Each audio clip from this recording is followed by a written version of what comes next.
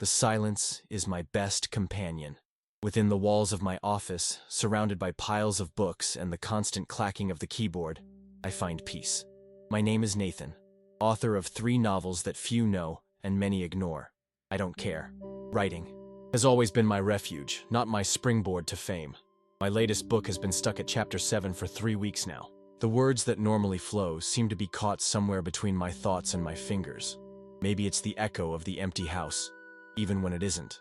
Jessica used to say that I get lost in my own head, and she wasn't wrong.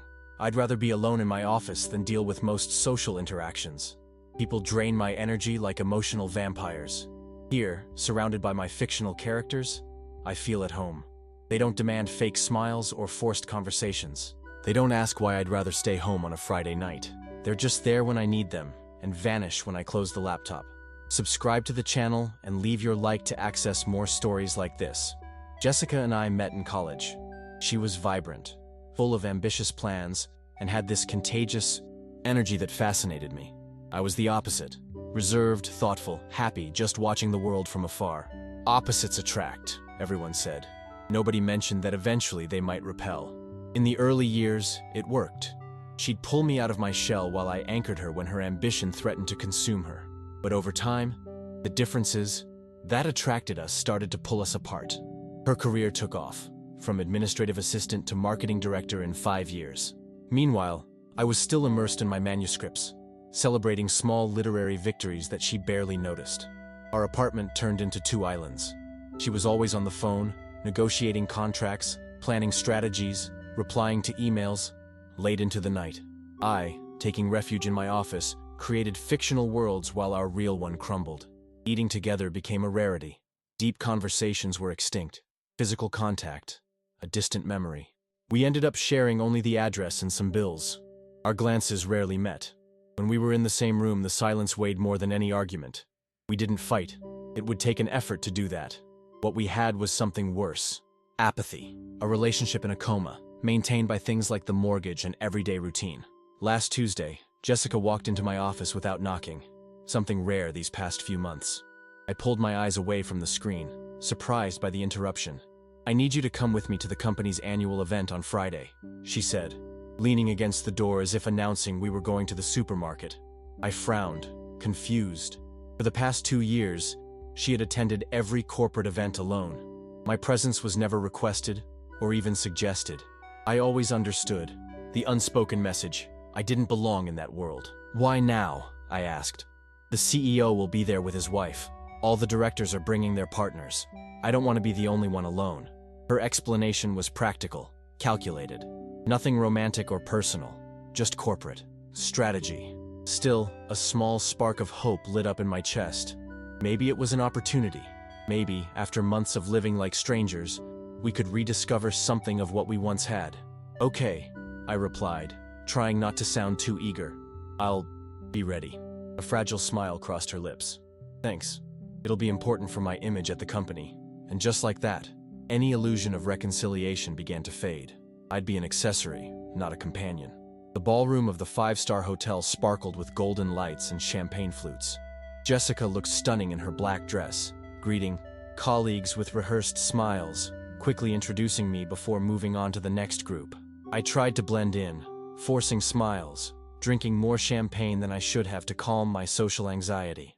After an hour of superficial chit-chat, we finally sat down for dinner. That's when I noticed the man across the table, Kevin, the sales director, as Jessica had mentioned. Tall, impeccably dressed, with a smile that never reached his eyes. Throughout the meal, he directed jokes and stories at Jessica, ignoring my presence as if I were invisible. When the band started playing, Kevin got up and walked in our direction. "Jessica, this song is perfect for you," he said, extending his hand. "Let's dance?" Time seemed to freeze. I felt all the eyes at our table on the 3 of us, a palpable triangle of tension. I waited for Jessica to politely decline, or at least invite me first. "Kevin, my husband is right here," I answered for her, forcing a tense smile. Jessica gave me a cold look. "Nathan, don't be ridiculous. It's just a dance between colleagues." "Exactly, buddy," Kevin added in a condescending tone. "Just business." Before I could reply, Jessica was already up, holding Kevin's hand. "Don't make a scene," she whispered as she passed by me. "It's already embarrassing enough." I was paralyzed, watching my wife being led onto the dance floor, where he held her even closer than any colleague should. Her laughter echoed like daggers. Several pitying glances were thrown my way. The abandoned husband at the table with half a glass of wine and no dignity. The drive back home was filled with a cutting silence. Jessica was typing furiously on her cell phone, ignoring my presence in the passenger seat. When we got to the apartment, she tossed her bag onto the sofa and finally said, "You had to embarrass me like that?" I felt like I'd been punched. "I embarrassed you?" "Yes, by acting like a jealous teenager. Kevin is a senior executive important for my career. That dance was a networking opportunity." "Networking?" The word came out of my mouth like poison. "Is that what they call it nowadays?" Jessica rolled her eyes. "Here we go. Always drama with you. That's why I stopped taking you to company events. You never understood how the corporate world works." "I understand perfectly when I'm being disrespected in front of dozens of people," I shot back. "I understand when my own wife publicly humiliates me." "Humiliation?" She laughed, a cold sound I had never heard before. "Nathan, you think everything revolves around you, don't you? That party was about my career, not your fragile feelings." Her words hit me with a painful clarity. The gap between us wasn't just distance, it was contempt. "If you felt humiliated," she continued, walking toward the bedroom, "it was because you chose to feel that way. Growing up and understanding my world isn't optional for you, is it?" The bedroom door slammed, leaving me alone in the living room. I stood there while a crystal-clear understanding formed in my mind. The problem was never communication or personality differences. It was respect, or the absolute lack of it. That night, lying on the sofa, I made a decision. I wasn't going to be the convenient husband when needed, and invisible when not. The humiliation of that night wouldn't go unanswered. Something had to change, and I was going to make sure of it. I woke up the next morning with a clarity I hadn't felt in years. The passive Nathan, the one who accepted scraps of attention and swallowed disrespect with a polite smile, had died last night. In his place was someone I barely recognized, a man with purpose and no patience for games. While Jessica was getting ready for work, I did some research on my laptop. I needed information and for that, a professional. After a few hours comparing reviews and references, I found Daniel Suarez, a private investigator with 15 years of experience. His website promised absolute discretion and concrete results. Exactly what I needed. I scheduled a meeting for the next day at a cafe downtown. Jessica wouldn't notice my absence. She rarely noticed anything about me anymore. Daniel was a middle-aged man with keen eyes that seemed to catalog every detail around him. We sat at a secluded table, away from prying ears. "I want information about a man named Kevin Walsh, the sales director at the company where my wife works," I explained, sliding over an envelope with half of the agreed payment. "I need to know everything. His routine, finances, personal life, especially any relationship he might be having with my wife." Daniel didn't ask why. He just nodded, jotting down details in a small notebook. "I also want to know about his professional history, rumors, complaints, anything that might be compromising." "Understood. How long do we have?" 2 weeks. "Is that enough time?" He smiled slightly. "More than enough for careless people, and usually the careless ones are the ones with the most to hide." For the next 2 weeks, I continued my normal routine. I wrote, prepared meals that I ate alone, and pretended not to notice when Jessica came home later and later. She seemed relieved by my apparent acceptance of the situation, mistaking my calm for resignation. Little did she know she was witnessing the patience of a predator studying its prey. Daniel sent me daily updates, coded messages that would seem harmless if Jessica saw them by accident. I began to build a mental dossier, connecting dots, developing theories, and waiting for the final confirmation. During that time, something unexpected happened. My writer's block disappeared. Words flowed with an intensity I hadn't experienced in months. I completed 3 chapters in 10 days, channeling my anger and determination into the characters. It was as if the betrayal had unlocked some creative source within me. Funny how sometimes you need darkness to find clarity. On the 14th day, Daniel sent me a message. "Material collected. Meet today at 4 p.m., same place." I felt a mixture of anxiety and anticipated triumph. The plan that had germinated in my mind was about to get all the nutrients it needed to blossom into something devastating. The folder Daniel placed on the table seemed innocuous. Just a simple manila envelope that might have held tax documents or real estate contracts. But I knew it contained the evidence that would turn suspicion into certainty. Kevin Walsh, 42, married for 12 years to Amanda Walsh. 2 kids, aged 10 and 8. They live in a condo in the north side of town. Daniel began, his voice professional and detached. He's been with Nexus Marketing for 7 years, the last 4 as the sales director. I slowly opened the envelope as he continued. Considerable assets. A vacation home, a boat, investments.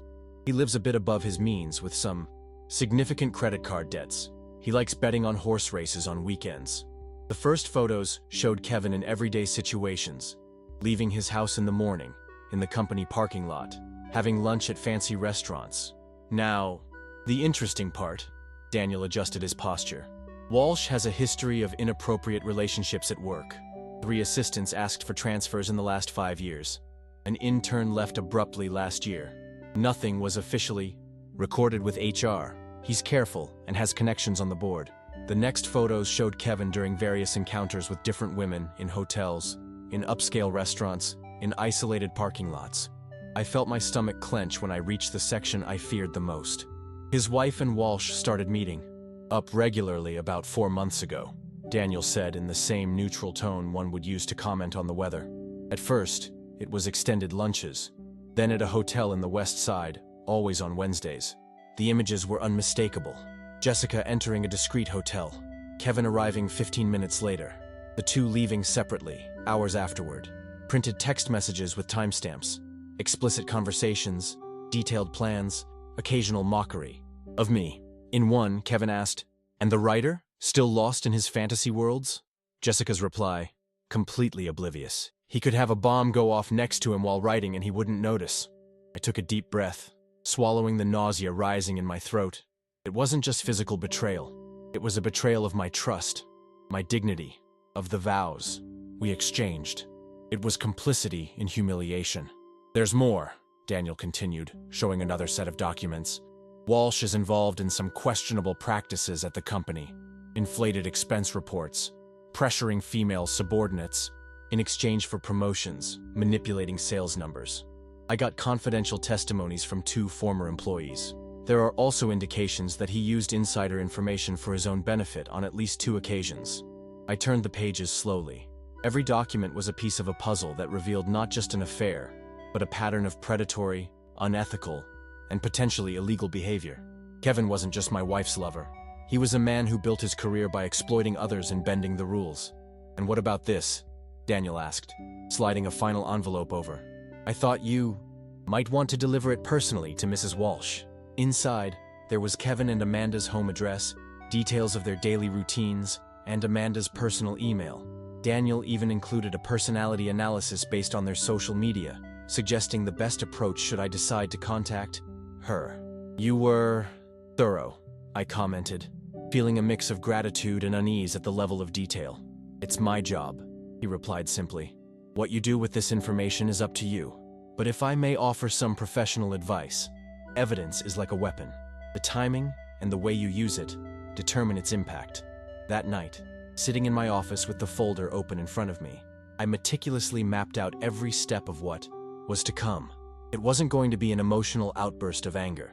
It was going to be a calculated execution, a systematic dismantling of the sandcastle that Kevin and Jessica had built on lies and disrespect. Some would say revenge is a dish, best served cold. I'd rather call it justice served at just the right temperature for maximum impact. The first step of the plan required perfect timing. I picked a Wednesday, the sacred day for Jessica and Kevin's meetings. I knew they'd both be busy for at least 3 hours, giving me enough time to execute my strategy without interruptions. At 1 p.m., I sent an email to Amanda Walsh from an anonymous account. The subject was simple: important information about Kevin Walsh. In the body, I wrote only, "Amanda, we don't know each other, but I believe you deserve to know the truth about your husband. The attached information is hard to swallow, but verifiable. I'm sorry to be the messenger." I attached carefully. Selected photos, enough to prove the case against Jessica, but edited to preserve Amanda's dignity as much as possible. I also included evidence of other Kevin affairs and documents suggesting his unethical work behavior. I finished with screenshots of messages where Kevin disparaged his family life. 10 minutes later, my phone buzzed. A message from one of Jessica's assistants mentioned a family emergency for Amanda Walsh and that a major meeting was canceled. The plan was in motion. The second front required more subtlety. For weeks, I'd gathered contacts of former employees who had worked directly with Kevin. Through anonymous messages, I urged them to share their experiences with Nexus Marketing's HR department. I promised they wouldn't be alone and that a coordinated movement was underway. At 2 p.m., I sent a detailed email to the HR director, copying the CEO and the company's legal department. The subject: formal complaint, inappropriate behavior and possible harassment. Kevin Walsh. The email included anonymous testimonies, specific dates of incidents, and details on how Kevin used his position to pressure female subordinates. I also attached evidence of his financial manipulations and insider trading.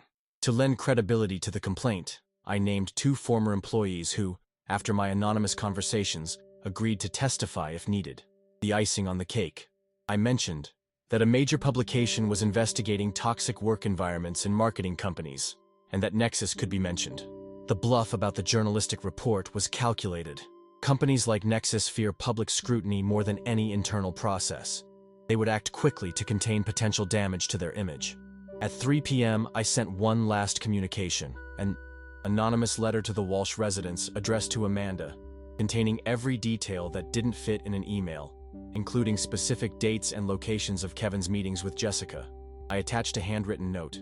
"You deserve better than this. Your children deserve a better example." With that, I turned off my phone, closed my laptop, and went for a long walk. The machine was in motion. Now it was just a matter of letting gravity do its work. Over the next 48 hours, I deliberately kept my distance from what was unfolding. Jessica tried calling me several times, but I didn't answer. She left increasingly frantic messages about a situation at work, and that we needed to talk urgently. When I finally decided to return home 2 days later, I found an empty apartment and a note. "I'm at my sister's. We need to talk. It's serious." Through social media, I discovered that Kevin had deactivated his profiles. A contact at Nexus informed me he was on administrative leave while an internal investigation was underway. Amanda had posted a cryptic update. "Sometimes the truth hurts, but the deceit hurts more. Thanks to whoever had the courage to tell me." Everything was unfolding exactly as planned. The perfect storm I orchestrated was now reaching its peak, and I waited calmly in the eye of the hurricane.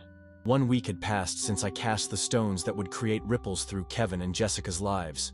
The consequences began to materialize with a speed and intensity I hadn't even expected. Kevin was officially fired from Nexus Marketing. The internal investigation uncovered not only his affairs with subordinates, but also financial irregularities bordering on fraud. The internal memo that a colleague of Jessica sent me mentioned gross violations of the company's code of ethics and conduct, and behavior incompatible with the organization's values. Amanda filed for divorce and a restraining order, claiming emotional trauma and a risk of unstable behavior. Apparently, Kevin didn't handle the exposure of his extramarital activities well, and had a breakdown when she confronted him with the evidence. As for Jessica, she was suspended for 2 weeks while the company investigated her involvement in the case and her potential knowledge of Kevin's unethical activities. The position of marketing director, for which she had sacrificed almost everything, including our marriage, now hung by a thread. Finally, after 10 days of unanswered messages, I agreed to meet her at a neutral cafe. She looked like a faded version of herself. Deep dark circles, hair missing its usual shine, clothes that didn't match her usual meticulous style. "Do you have any idea what's happening?" she asked as soon as I sat down. "My career is falling apart. Kevin got fired. I'm under investigation. Everything I built over the years is at risk." "What a terrible coincidence," I replied calmly, studying her face for any sign of recognition. "Someone sent emails to HR, to the CEO, to everyone, accusing Kevin about harassment, financial manipulation, and..." She hesitated, her eyes studying my expression. "Inappropriate relationships at work." "What kind of relationships?" Jessica took a deep breath. "Affairs with employees, and other people at the company." "Like you, for example?" I asked softly, keeping my tone neutral as I laid out some of the photos Daniel had given me. All color drained from her face as she stared at the images. Her and Kevin entering the hotel, explicit text messages, secluded restaurant meetups. Her hands trembled. "How could you? Was it you who..." The words came out haltingly. 4 months, Jessica. 4 months of lies while I tried to save our marriage. And you still had the nerve to publicly humiliate me at that party. She went from pale to flushed, tears of anger welling in her eyes. You destroyed my career out of jealousy? Is that it? A petty revenge because you couldn't stand watching me dance with another man? I shook my head, almost pityingly. It wasn't about jealousy, Jessica. It was about respect. The very least we owe each other in any relationship. What you and Kevin did wasn't just about betrayal. It was about systematic disrespect. You both built your careers by exploiting and manipulating people. The difference is, he did it with his subordinates, and you did it with your own husband. You had no right. She slammed her hand on the table, attracting stares. What happened between me and Kevin was our business, just as what happened at that party was my business, and you humiliated me anyway, just as our marriage was our business, and you treated it like an inconvenience. Funny how you now understand the concept of privacy and respect. She dabbed at her tears, trying to compose herself. What do you want, Nathan? For me to beg for forgiveness? For me to grovel? Are you going to tell everyone about us? I don't want anything from you, Jessica. I already got what I needed. Clarity. And as for telling others, don't worry. The important people already know, including Amanda. The rest doesn't matter.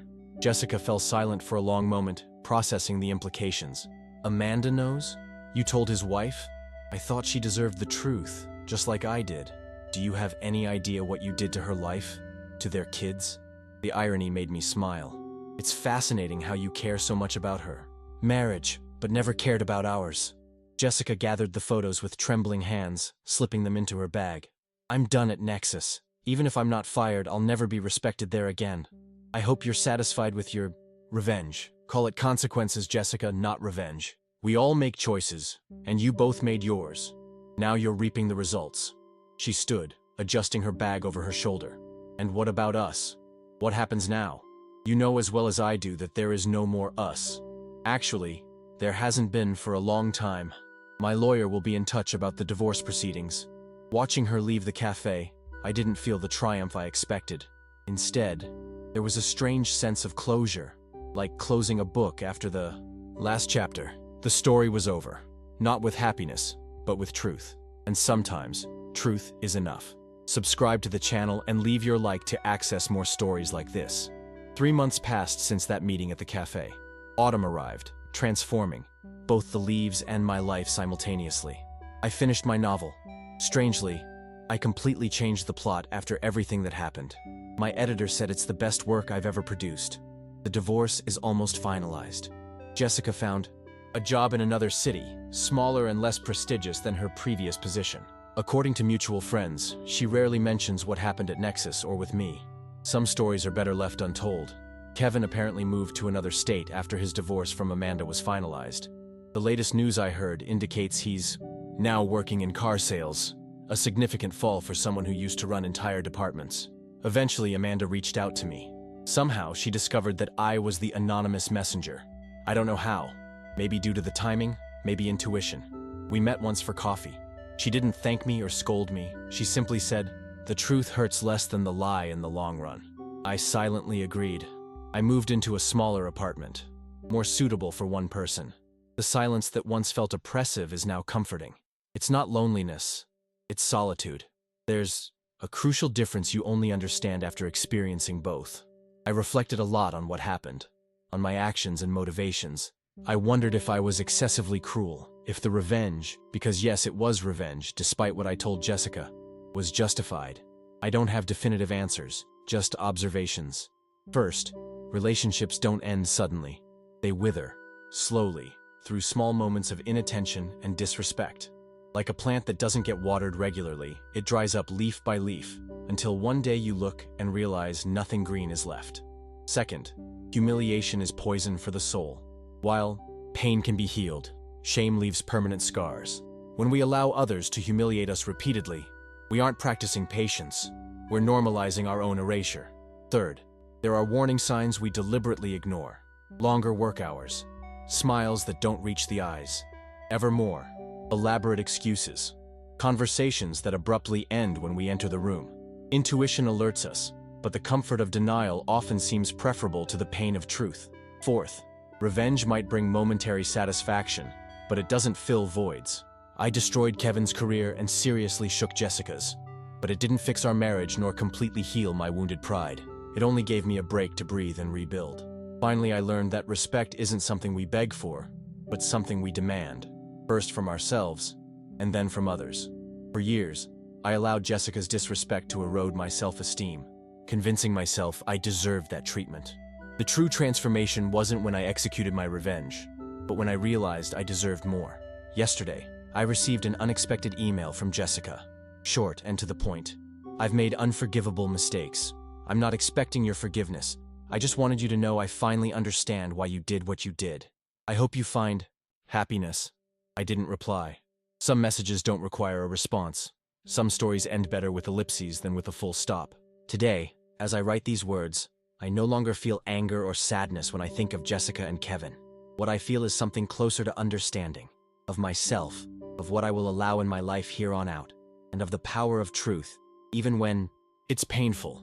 If there's one lesson I've taken from this experience, it's this.